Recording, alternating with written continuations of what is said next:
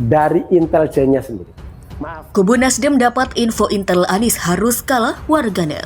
Tikus tidak suka tempat bersih. Karena itu, supaya Tuhan tidak mentakdirkan Anies menang, maka ikhtiar mereka adalah Anies harus dipenggal supaya tidak masuk lapangan permainan.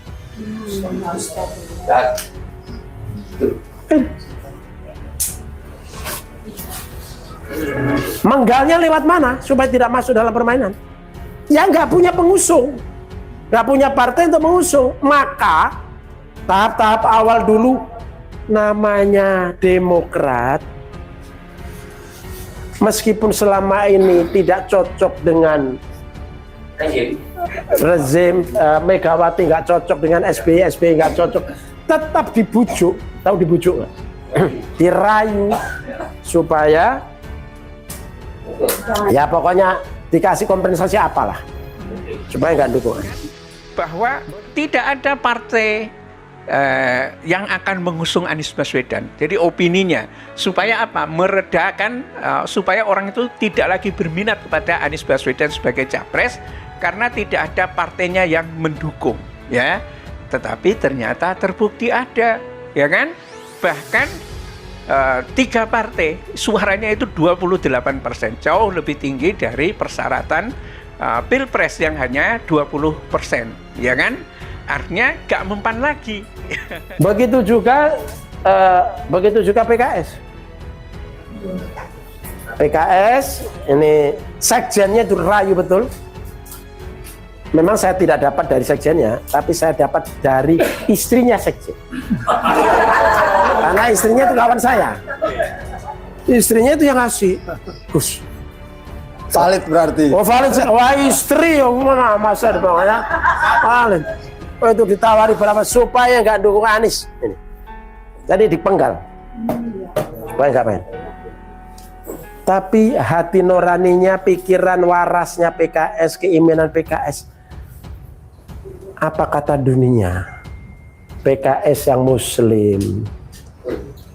Kemudian selama ini sudah oposisi, kok tiba-tiba ke rezim sekarang itu bagaimana? Gitu ya. Kenapa kok ditakuti begitu? Justru orang-orang yang takut kepada Anies Baswedan itulah yang tidak punya prinsip sama sekali terhadap demokrasi kita begitu. Dia kalau punya prinsip demokrasi kan ini kan bersaing secara akal sehat begitu ya, menang kalah kan begitu logika kita begitu. Ya kalau ingin menang terus ya jangan menjadi calon atau siapa begitu ya. Masing-masing partai itu digoda gitu ya. PKS sekjennya dirayu, ya. Saya dapat informasi dari istrinya sekjen PKS ditawari kompensasi agar tidak dukung Anies. Coba itu kata Gus Koe, ya. Dan masih banyak lagi. Dan yang terakhir ini pemirsa adalah Nasdemnya sendiri yang digertak. Dan ternyata gertak Surya Paloh itu sama dengan membenturkan kepala ke dinding baja. Ya remuk kepalanya. Bukan di dinding bajanya itu yang remuk. Inilah kenyataan-kenyataan. Dan saya dapat info dari mana? Dari intelijennya sendiri.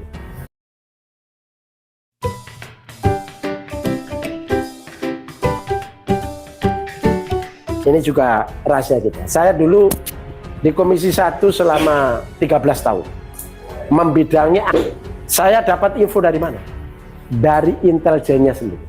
Maaf Ibu Bapak, ini juga rahasia kita. Saya dulu di Komisi 1 selama 13 tahun. Membidangi antara lain intelijen.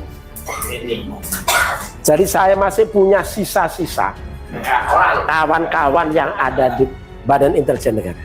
Ya, yang sekarang pangkatnya naik jadi direktur, jadi apa, jadi apa. Dia tidak tega, ada hati nurani. Ini kepala intelijen memang kurang ajar, kira-kira itu. Wakil kepala intelijen semua diinstruksikan Anies harus tumbang, kira-kira.